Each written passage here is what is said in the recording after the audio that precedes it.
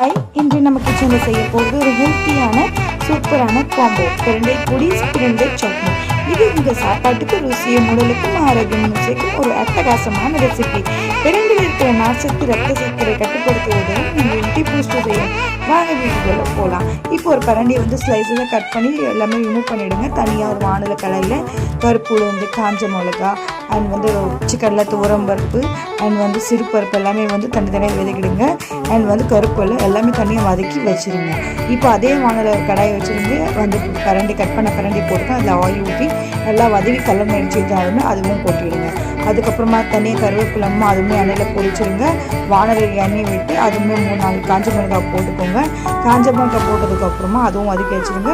And தனியாக பார்த்தீங்கன்னா பெருங்காய கட்டி அதுவுமே வதக்கி வச்சுருங்க. புளியும் வதக்கி வச்சுருங்க. அரைச்சி வச்சது எல்லாமே என்ன பண்ணுறீங்க, தண்ணி ஊற்றாமே பவுடரை அரைச்சி தனியாக ட்ரான்ஸ்ஃபர் பண்ணிவிடுங்க. ஃபுல் வீடியோக்கு சேனலை சப்ஸ்கிரைப் பண்ணுங்கள்.